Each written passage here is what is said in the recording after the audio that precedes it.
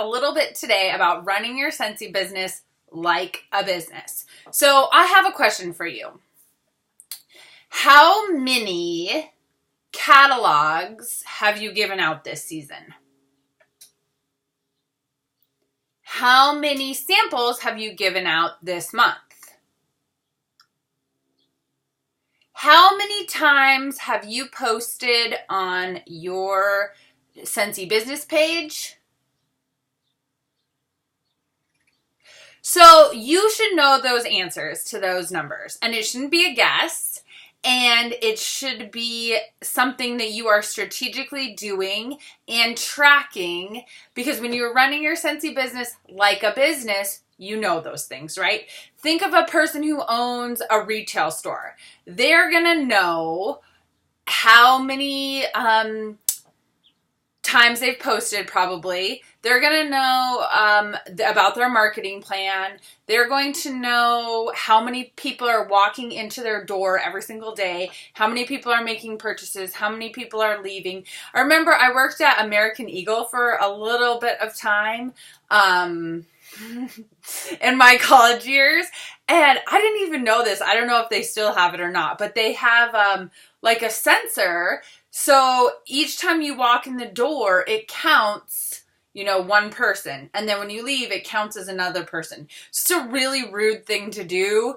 But if you anyway, you could just walk in and out, right? And it would throw their store numbers all off because they're trying to track how many people come into the store and make a purchase versus how many people come into the store and just leave. And at the end of their sales day, they can see how many purchases were made versus how many people came in, right? So it's important to know that as a business. I promise you, if you are tracking your catalogs given out or your samples you're giving or your join conversations you're having, your possibility packets that you're handing out, if you are diligently tracking that and doing it, right, the number of sales and teammates and the growth that you're going to have is going to be higher than if you are just like, I think here's a catalog for you, here's one for you, I have no idea who I'm giving them to, so how do I follow up with them on that? And then it comes down and you're like, gosh, I just haven't gotten any sales this month. June is so tough. No one wants to buy anything. I haven't gotten any sales. Well, if you look back and you look at how many catalogs or samples you've given out or how many posts you've made, there's probably a correlation between the two. And what tends to happen is in the summer, we're all busy trying to get outside, doing our different things. Our kids are home or whatever. We're distracted. So we also aren't running the business like we do in the fall when it's our focus, right? When people are coming to us for the sales and booking parties and buying gifts and things like that. Is it a little bit, does it take a little more effort in the summer? Yes, on both people's part, right? The people who are shopping who might not be thinking about scents for whatever reason, and the consultants who are running the business. So I encourage you to this summer, at least get into the practice of running your Scentsy business like a business. And that is every single morning when you unlock the door to your Scentsy business, what does that look like? Do you have a target for your number of conversations that you're having? Do you have a goal to post on your Facebook business page and VIP group every single day? Post something in there every single day to stay relevant. It's a habit. And if you continue to do it, you will see results. You might not see results the first week. You might not see results in 2 weeks. But if you keep at it and you keep adding people and you're posting relevant content, you will see results. If you have a goal to maybe today or every single day this summer, I'm going to personal message 5 people from my Facebook friend list. Not even talking about Scentsy, right? You're building your relationships. You're building that contact. This time it's contact.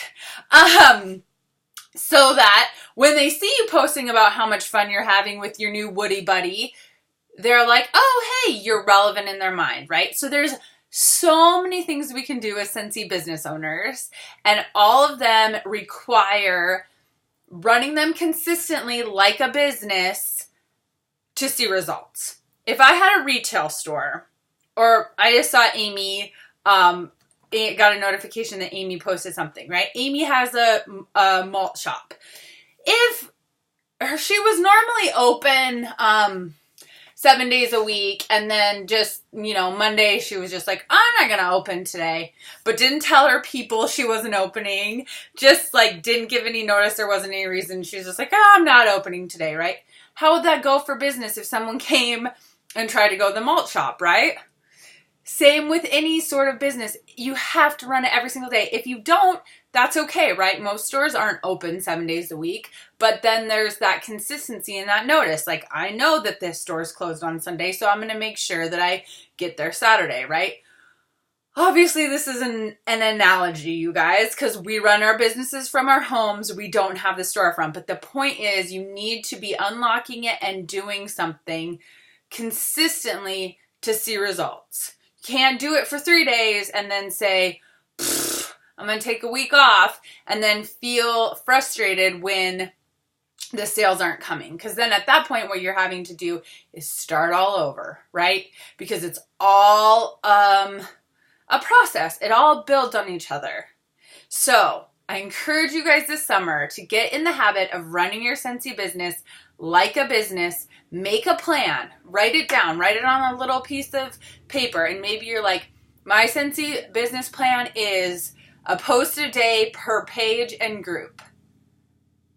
An email a month to my customers. 20 samples a month given out. 15 catalogs a month given out. 2 join conversations. I'm totally just making this all up, you guys. It can be whatever you want. The point is, it's your plan, right? And it should encompass a little piece of every aspect of our business if you really want it to grow, right? Write it down. That's your plan. And then every day when you open up shop, whether it's on your couch, if it's in an office, if it's in the park, wherever it is, you just do those checklists and you keep track so you know that you're doing them. You're reaching your targets. Like, yep, I did this today. I did this today. I did this today. You will see results at the end. And if you don't, you will still be able to look back and say, gosh, like I had a target goal of a personal message a day to someone on Facebook. Maybe that wasn't enough. Maybe to see results, I actually needed to do more, right? But it gives you something to compare against, just like businesses do, and that's how they achieve success. Because if you don't know what you're doing, it's really hard to figure out where things went right and figure out where things could have gone better. So that's my encouragement. Additionally, if you, like I said, we're treating this like a business, right? If you were a retail business, you would need inventory. We are not a retail business, so you do not need inventory. If you are going to put money into your Scentsy business to make it grow, right? If you're going to invest a little more in your business than your $99 starter kit and your $200 shooting star enhancement kit, invest it in things that will help you promote the most amount of products and will help spread the word. So what do I mean by this? You will see inventory hanging on my wall here. This is because I do some summer fairs. So I start stocking up in like April, May, so that I have product, a healthy amount of product for the summer fairs I do. The same thing happens in the fall, winter. I do some Christmas bazaars and holiday shows in the fall, winter. So I start stocking up for those a little bit. So it's not a big chunk out of my pocket at a time, but I have some product for that. Those in-between times, this is pretty bare, right? I might have a bar or two, or, I'll have some holds of ones that I don't usually sell. The reason is, at Scentsy, we are not required to buy inventory to make money. Some companies, you buy at cost and you mark it up, and that's how you make your money. That is not the case with Scentsy. We make commission on all of our sales. And so we don't have to load up.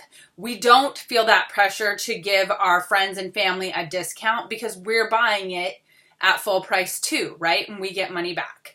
So if you feel like, hey, I'm new, I want all this product to show, it's nearly impossible. I'm not going to say impossible because some people might have it, but nearly impossible to buy everything in the catalog, right? It's totally impossible to show everything at a catalog at a party. That would take you forever to set up, and you're never going to know what people want.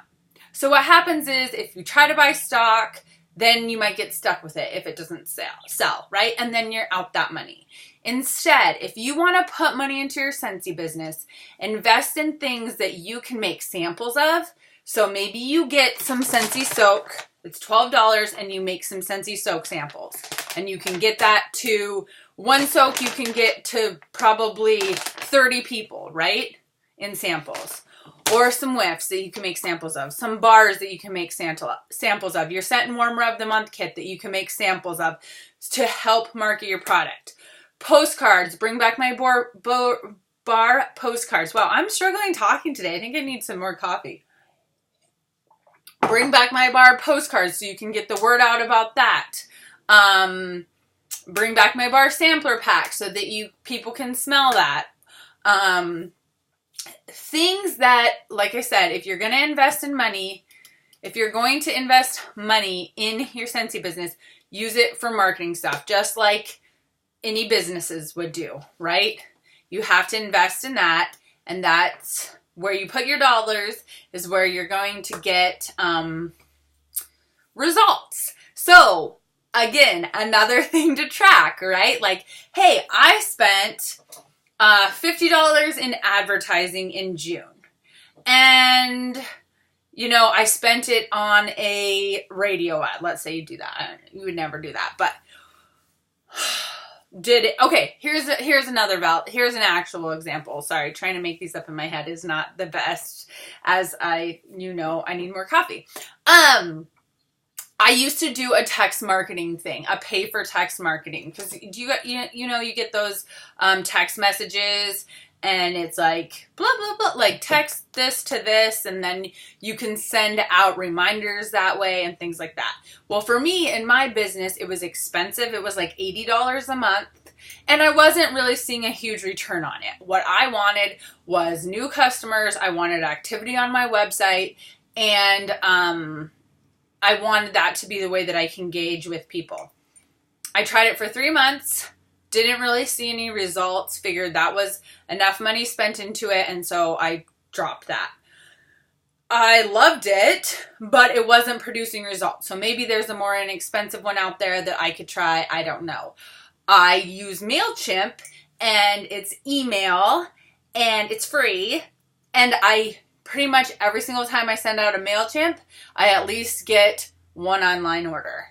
Now, I also usually get people who unsubscribe from it, but I just stopped looking at those because it made me feel sad, and it's not personal. It's about their own email inbox, not about me. But I still always get an order, and I don't send them that often, maybe 2 a month, sometimes 3 a month if we're having a lot of promotions. So that's something where I can spend my time and energy creating a cute little MailChimp that's personalized and showing our products. Costs me nothing, takes seriously like 5 minutes, 10 minutes if I really put time into it, send it out and get sales. So again, weighing what works and what doesn't and what's cost effective. But if you're going to put money into your business, put it into marketing, put it into getting the word out about yourself. Don't feel like you need to buy a bunch of stuff to sell a bunch of stuff. Does that make sense? Okay. Those are my business tips for today. Let me know if you have any questions or if it doesn't make sense or if, just let me know your thoughts on that. Okay. Have a great day.